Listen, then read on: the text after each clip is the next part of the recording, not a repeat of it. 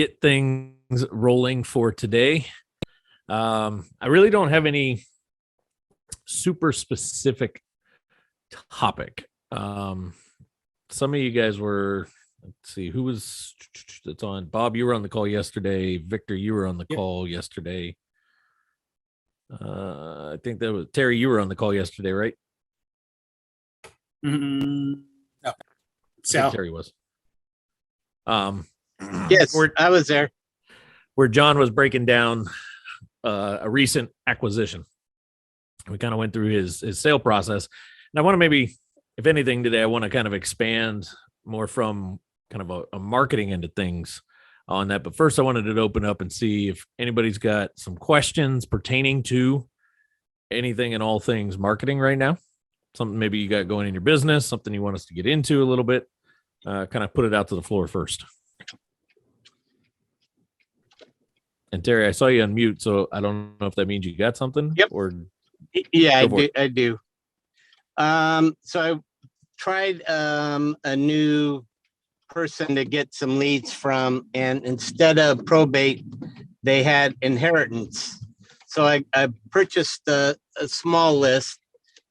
I think Eric was going to try to jump on today too, just so we can kind of start to work through it with lead flow and that. So just, been fortunate, as you know, I've been able to get pretty much every of our rehabs through MLS. So I haven't done a whole lot of marketing, but I want to, with Eric's help,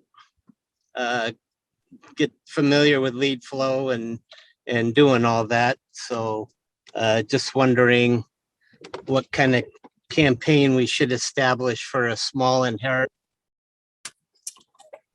A small inheritance? Is that what you said? You cut off there at the end. Yeah, sorry, that had somebody trying to call me. Yeah, small and that person's just adamant about calling you. Is that big a difference other than the legal aspects of what needs to happen? All right. You cut out there quite a bit at the end. It sounds like you're asking about some form of a campaign around targeting inheritance people, correct?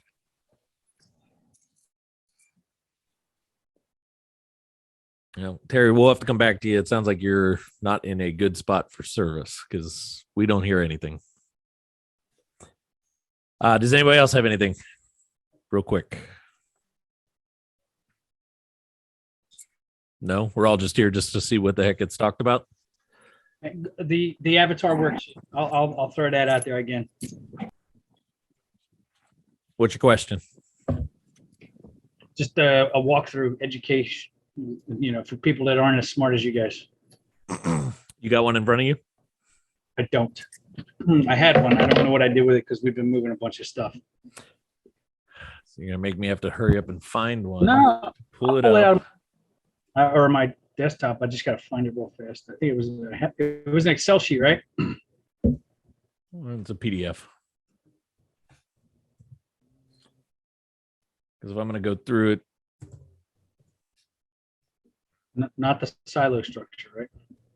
Yeah. This one filled out. Let's see. I'm just happy I finally made it to the call because of the fucking time difference and clock changes. When the rest of the country gonna stop changing clocks? You mean the rest of just the United States, because nobody else seems to do it. Only the 48 dumb states do it. Hawaii and Arizona, we're the cool people. We don't change times. Mm-hmm.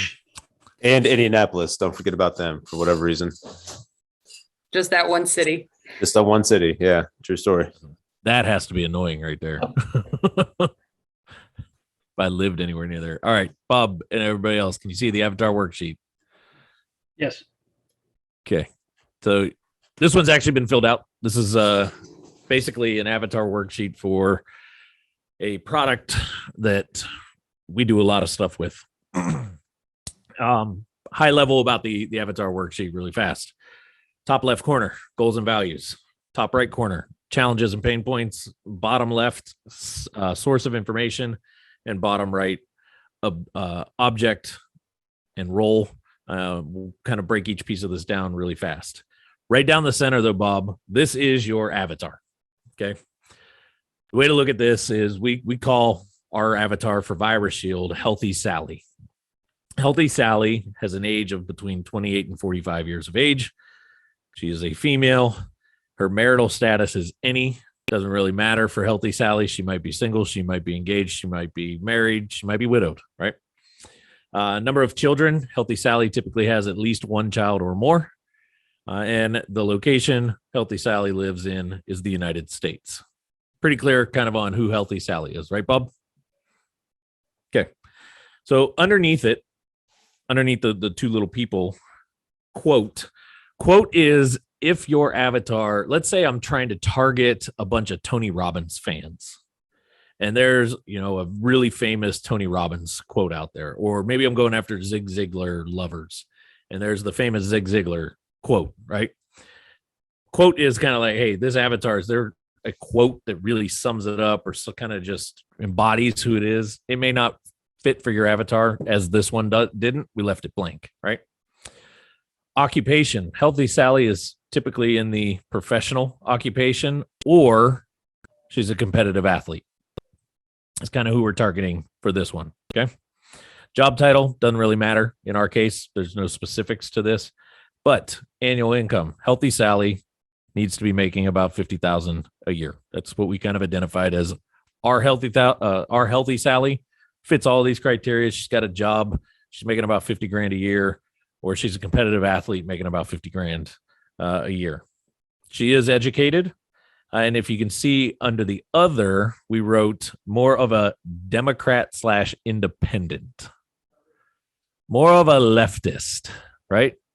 Or somebody that's kind of independent, doesn't really align to either side. Why is this? Because Virus Shield, the product in this case, is a alternative style supplement. It is not your traditional Western medicine, which most right or Republicans don't necessarily believe in taking things like mushrooms and oregano and all this other stuff, right?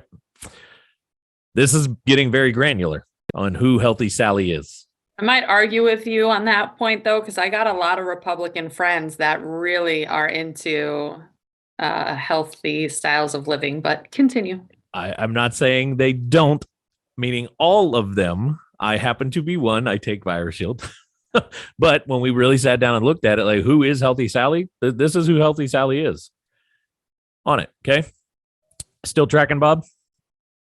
Super clear on this is my avatar, right? Now, why is this so important when it comes to marketing? When I can get that clear and I know who the heck Healthy Sally is, boom, I can design messaging directly to them. The other key component to this, though, is all the four other boxes here on the screen is what's going to help me kind of guide the messaging and guide what it is that I need to say to get Healthy Sally's attention. So under goals and values, these are Healthy Sally's goals and values. What are her goals? Well, she has a goal of a healthy life, building immunity naturally, kids not addicted to medication, alternative to traditional style medication, right? These are the goals that she kind of carries. Her values are she loves to work out probably about 3 times a week, or works out about 3 times a day. If she's on the more competitive side, maybe it's 3 times a week. If she's more in the professional side, she does stuff like yoga, Pilates, loves the outdoor, active lifestyle. I'm not trying to target wannabe Healthy Sally, fat, overweight, sitting on the couch, bonbons and Netflix, right? I'm targeting the girl that's got some kids, wants to stay healthy, and is out and is active and has some good values behind that, right? Now, challenges and pain points. Marketing is all about speaking to the challenge, to the pain, and bringing a result to the surface that they absolutely want, but don't know how to get. So if I can dissect some of the challenges and pain points of Healthy Sally, I can help guide my messaging a little bit. So some of the challenges that Healthy Sally has: nothing is easy to take, meaning the supplements that are out there, there's nothing super easy out there. Maybe the taste isn't the best, right? A lot of stuff out there tastes bad. Kids don't want it, and it's expensive. Pain points around this. COVID, at the time that we did this, COVID was a really big pain point, and restrictions from medical. Offices were being closed down, right? This is non-traditional. So a lot of these places weren't being considered to be in need, right? Or must stay opens type places. Source of information. This box helps us kind of identify, where does Healthy Sally get her information? Is it through books, magazines, blogs, websites, conferences, gurus, others? What is it? And we kind of listed some stuff out. Blogs and wealth websites, well, health-based blogs. This was an example, a URL that we knew kind of has some good content around it. Gurus like Dr. Andrew Well, the Deepak that we put on here, some other places were YouTube videos, podcasts, these type of things. Well, the reason I want to identify source of information, if I know where they typically get their information, does that give me an idea of where I probably should put my information? Absolutely, right? Or things that I should try to tie into or try to source from, these type of things, okay? And then objections and role.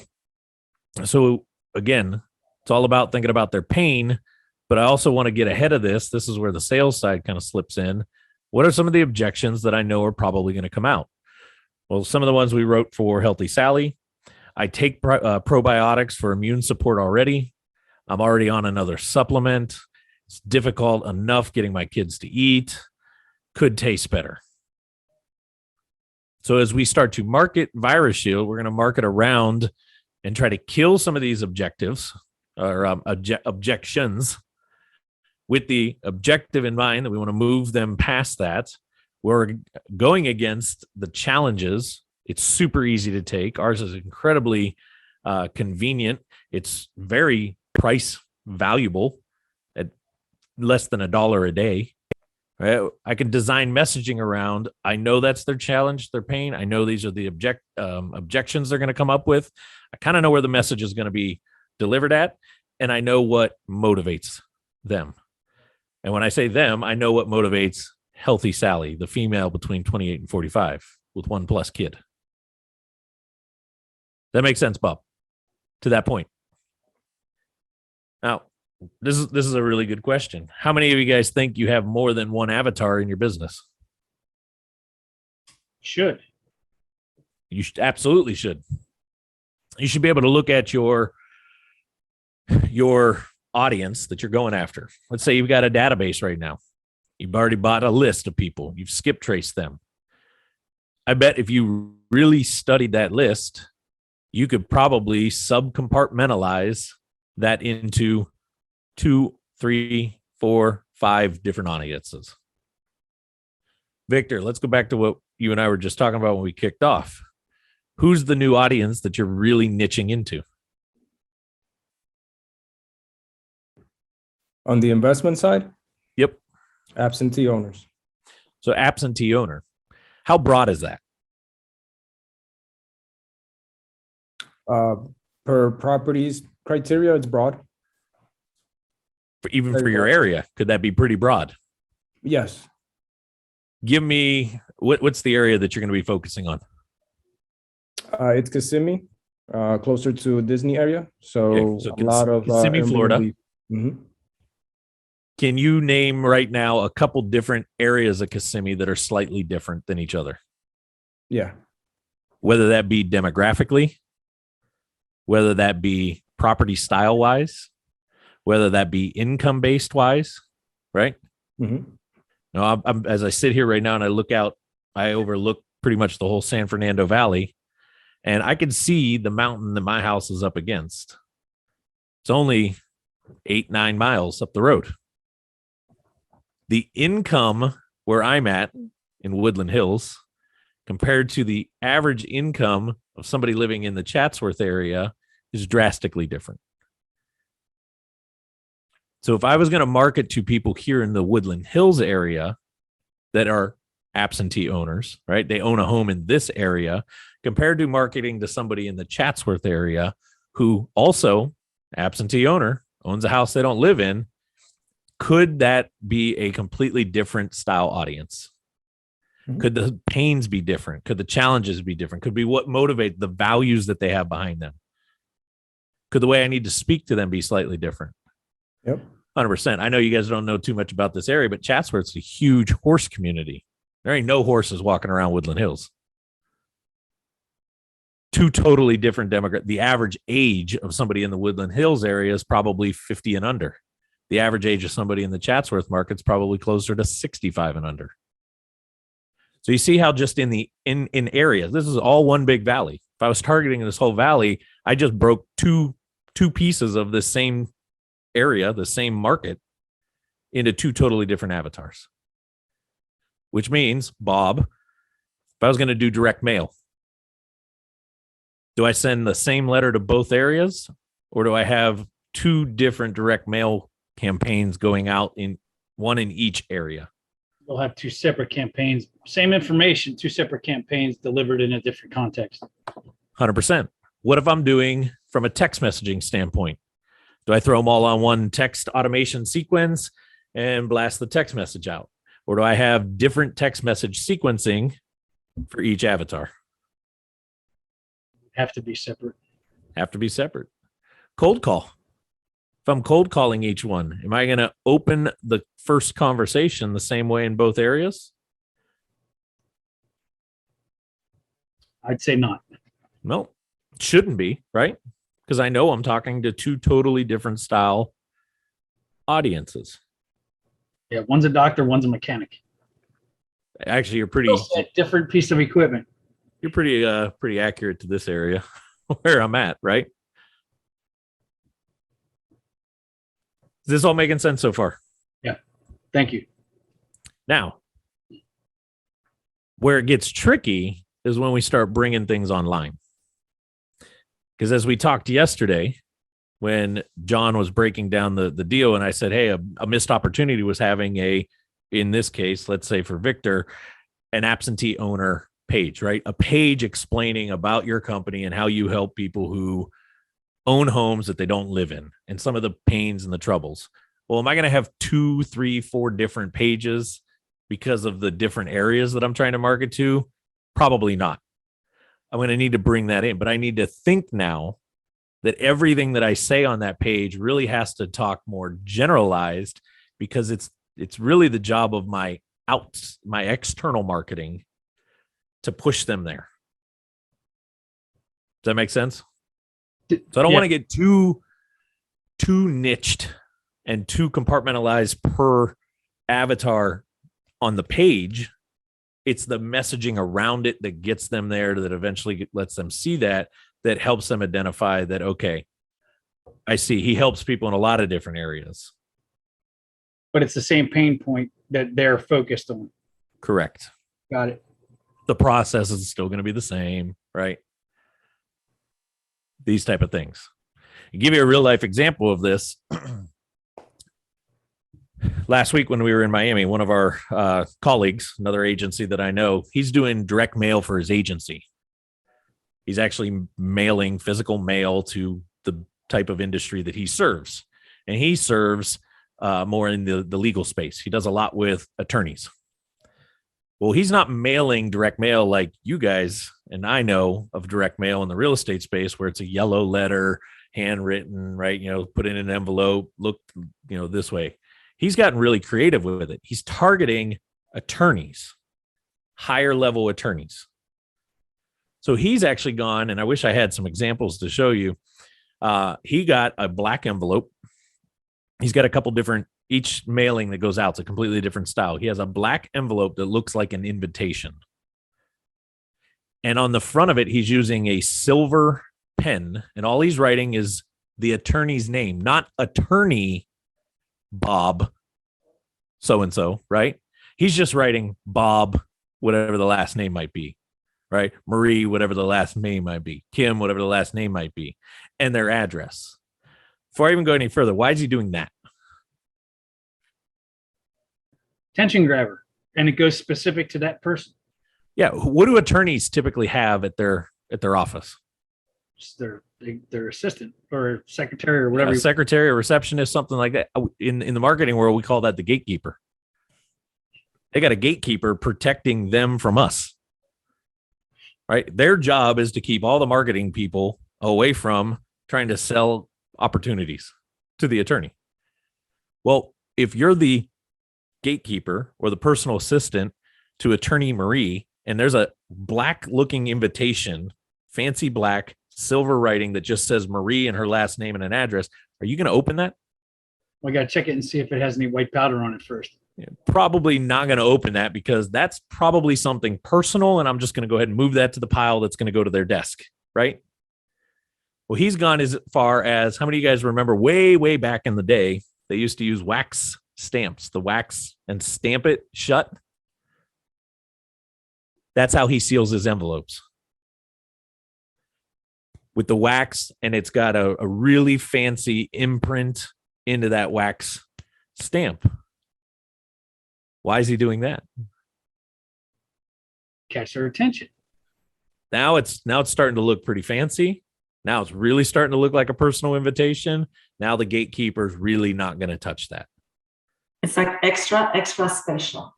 And the next thing that he does, he doesn't even put a return address on it. So now it really looks like this was just an invitation dropped in the mail. I don't even know who this is from. I better not even come close to opening this because I don't want to get, in trouble for being in the personal business, right? Well, he's got a couple variations of it. He's got this black one that he does in silver. He's got this really fancy silver one that he does. And then he's gone as far as really, really, this one was just complete genius. He takes brown lunch bags. Like you would pack a brown bag lunch for a kid going to school. He takes that brown bag, he buys a bunch of them on Uline, and he makes the envelope with that brown bag. So he still writes the letter, he slides it in, he folds it back, closes it, tapes it shut, and he buys these like really cheap stickers on Amazon, and he puts different stickers on it. And now he's got different variations, different styles of these, but all of them look personal, right? I won't even say what he does behind the scene. It's really the way he actually writes the stuff and the messaging. It's very specific to the attorney side on there. But that gets opened, right? That gets noticed. I've told you guys about this. Where do the homeowners that we drop mail in their mailboxes to? Where do they open their mail at? Trash can. Right in front of the trash can. If you were to send something like that, I saw a couple of you guys like shaking your head and smiling about the wax seal. If you sent a letter like that, do you really think that homeowner is just going to pitch it? No, they're probably going to open it. Because when's the last time a homeowner got an envelope like that? Now, what he does, going back to my talk about multi-touch campaigns, he will mail the envelope, right? He'll mail that to their office. And he's done his due diligence. He's gathered information just like you guys skip trace. So he has the attorney's phone numbers. He's got their email addresses, this type of stuff, right? About a day or two after he knows it should have been delivered, the next step of his sequence is he sends the attorney an email that says, hey, just checking to see if you got my invitation. Now imagine if the gatekeeper didn't give him the invitation. And he sees that email subject line. He also calls that same day that the email goes out. He also calls the office and talks to the receptionist and is like, this is Sean calling for Marie. Just wanted to make sure she got my invitation I sent her earlier this week.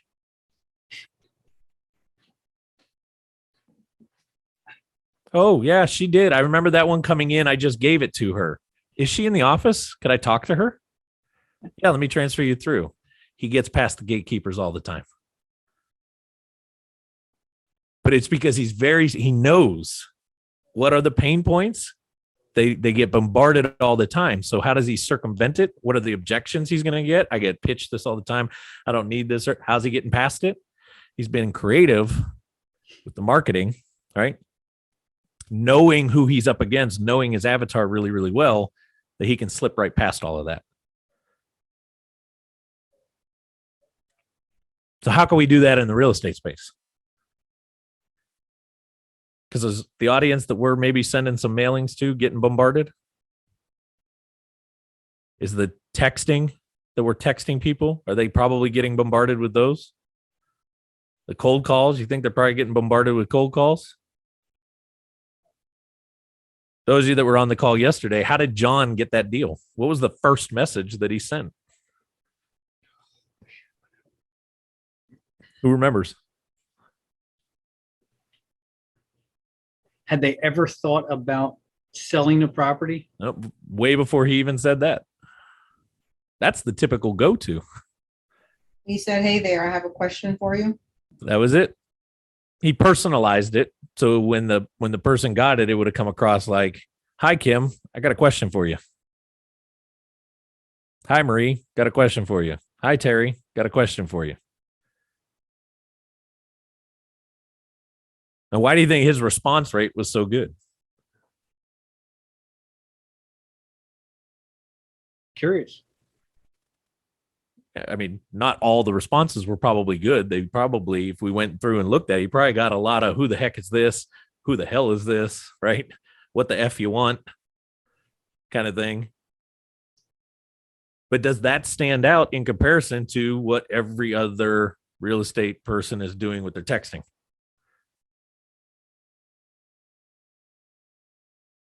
Yeah. Stop somebody. And I go back, I've talked about this before. Wonder how many of you guys remember this. What's the job of your marketing? What is the job of your marketing? I saw a text, Sean, that somebody posted recently. They said they just started with knock knock. That's being creative. What does that do? Knock knock. What's that? What is that marketing piece doing for us? Grabbing their attention. Attention. Answer, yeah. Attention. That is it. The only job of our marketing is to grab attention. His envelopes, it grabs attention. I can't move them into engagement until I've gotten their awareness that they are now aware of me. I've got to get their attention first. Then I can move into engaging with them and communicating with them. Knock, knock stops the scroll, right? The scroll through the text message alerts that they've got going on. If we're doing digital advertising, if I'm going to advertise on Facebook or Instagram or other platforms, if the ad can stop the scroll, got awareness. Now the rest of my stuff can actually do its job.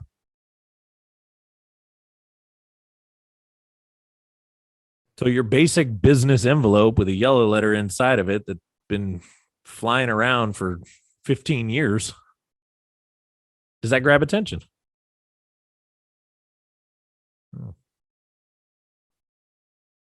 Now, to do a campaign like that, fancy black letter or fancy black envelopes, wax seal stamps, is that going to take a little bit more time? Is that going to cost a little bit more? Probably not going to have to send as many either. You're probably going to get a little bit better open rate. Now, am I saying go do that? No, not necessarily saying you got to do it to that level, but this is where we got to start thinking a little more creative. Be a little different than everybody else in your market. And how do we get to that point? Bob's initial question, the avatar worksheet. When I know my avatar, now I can create a campaign around that particular avatar and that particular avatar only. And then I've got this avatar, and I'm going to still trying to do the same thing, but I'm going to build a campaign around that one right there. So Terry, I know you were kind of cutting in and out earlier. You were asking, hey, we're going to go after this type of audience. What would be the best campaign to do? What do you think my answer is going to be? Multi-touch. I had to go answer the door. So if you just said it, Who's the avatar? who's the avatar? Yeah. That's okay. where it has to start. Okay. Well, that we know is inheritance. People that have inherited the properties. And it's more. It's not just that. So I see Eric's on the call too. Before you guys launch anything, I'd sit down and say, hey, let's go through the avatar worksheet. Okay. Let's really talk about it. Who inherited? Great. Who is this avatar that inherited it? Is it the young 25 to 35-year-old grandchild that just inherited a property and had no idea they were getting it? Or is it the 55 to 65-year-old son or daughter that just inherited? Two totally different thought processes there. You know, if I inherited my grandmother's house right now, what's going through my mind, or what my ideas for that property, or what I would want to do with it or not do with it, it's completely different than if my father inherited it. My father would be like, I don't even want to deal with that dang thing. Get rid of it, sell it, right? I'd be looking at it going, heck no, turn it into a wonderful rental property, keep it in the family. You'd have to sell me a little harder on why I want to get rid of that thing. My father, he'd be begging you to take the keys. Yeah. Right? But to identify the ages, I mean, that doesn't come out when you scrub the list, though, do you? Does it? Could it? Well, it all depends. It would go back to who has that specific interest at that time. You could have the big, broad brushstroke, and the 35 to 45s go, yeah, I want to buy it and hold it. And like you're saying, your dad, I'd like to meet him because I'd love to get that property from him. Now, we're not going to be able to pull that kind of demographic when we scrub a list or skip trace it, but where could I get some of that type of data? Well, I look at my home market of Youngstown, Ohio, and the majority of the people living there, their families are all moved out and gone because the younger generation left. So I could safely say that if I was marketing to people who inherited properties in the Youngstown, Ohio market, chances are they're younger demographic. They inherited this property, especially if I can look at it and go, their address has nothing to do with Youngstown, Ohio. I got a really good chance that is the younger crowd. If their address is still in the Youngstown area, then I might be dealing with maybe more of the direct sibling, right? Maybe the direct child of that person.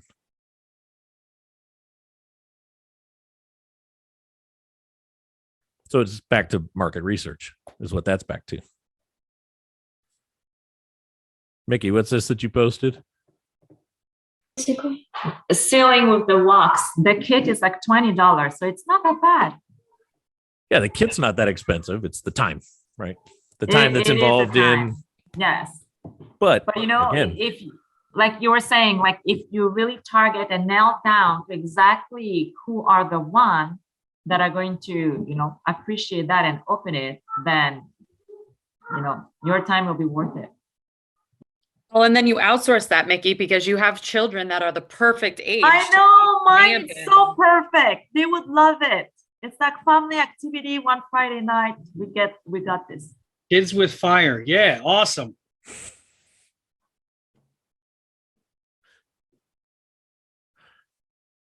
thoughts, comments, questions on that?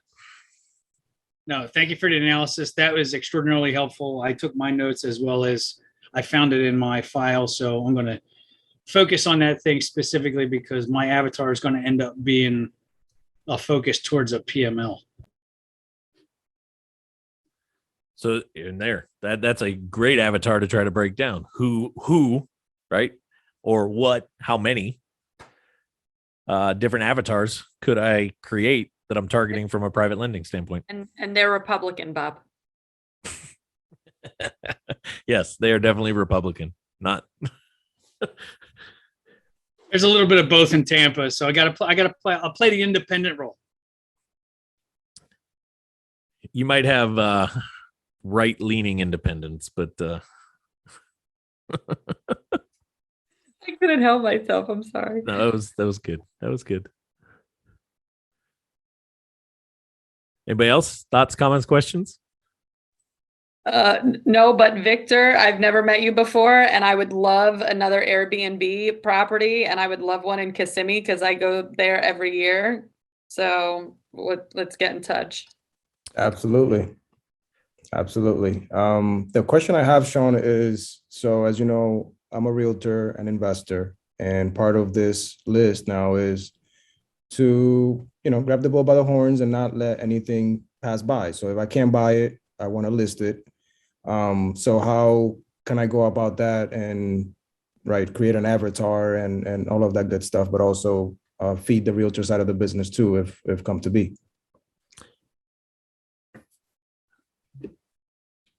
I don't know why, but the first thing that came to mind, there's a real estate agent out here. He's really, really active in the North Valley. I think his company is called 6250 Realty or something like that. He advertises like crazy on the radio. And he does a ton of other digital advertising as well. But one thing he's done to really make himself unique, I believe he's an investor on the agent side, but he's got a huge brokerage, a lot of agents underneath him. There's no secret, Los Angeles market, super inflated. Property values are through the roof. I mean, you blink and you can sell for over $1 million right now out here on the dumbest things.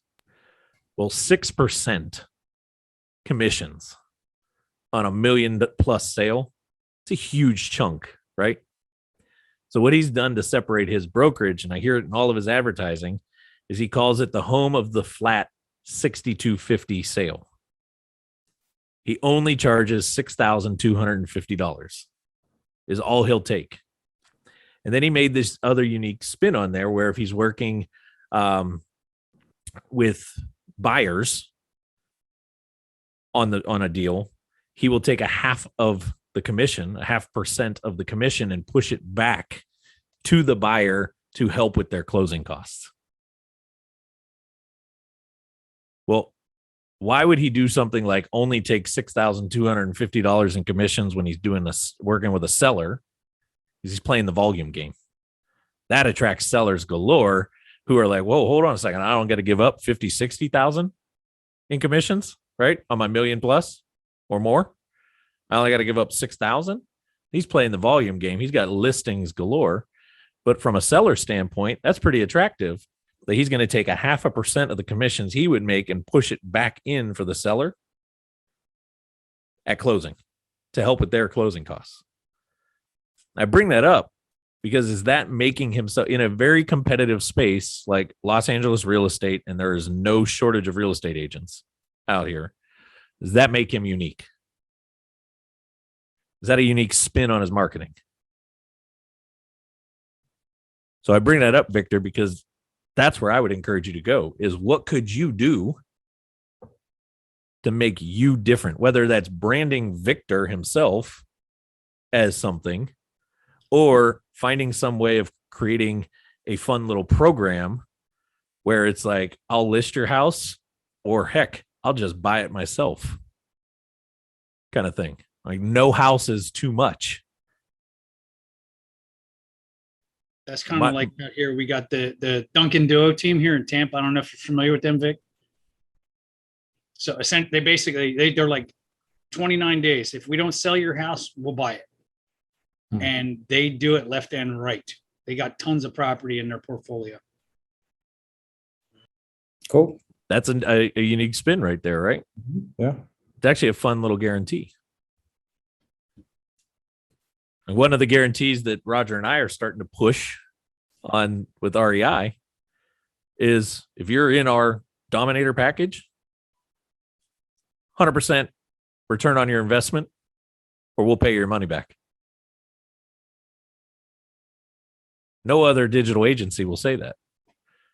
But I know if we're doing our Dominator level, there's no chance at all that I can't get you one deal to make you at least 30 grand. That's a strong, right, differentiator right there. Now, I'm not saying you got to go to the level. Maybe you're not in a position like this other company where you're like, hey, I'll close in 20 days or I'll buy it. This is where I would get creative though. What's something unique that you can put together, that you can do?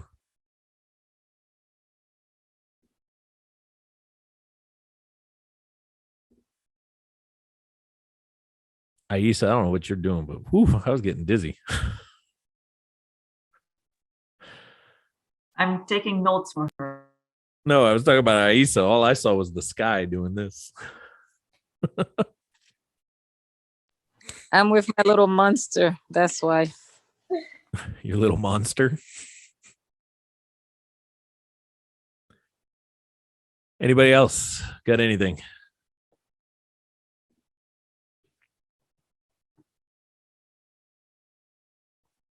Okay.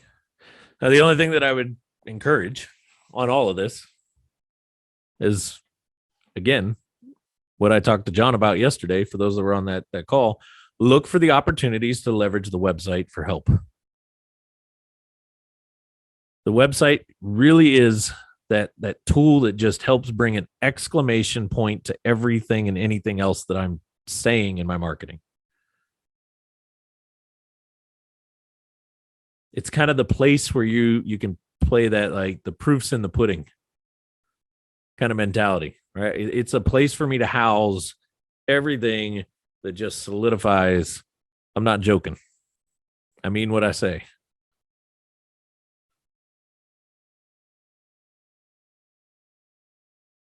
Marie just willy-nilly throwing her digits around.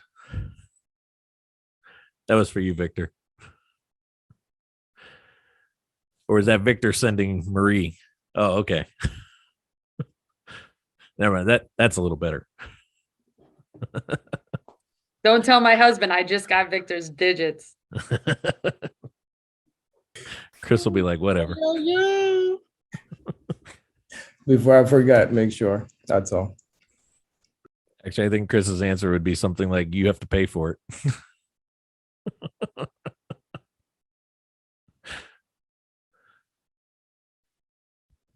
Anything else? Going once, going twice? Hey, Shauna, I got a quick question for you.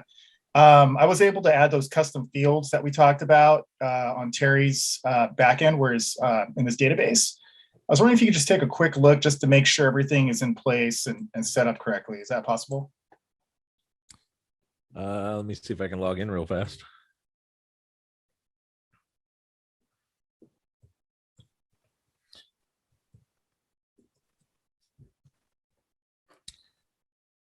Of course, I'm on a different computer.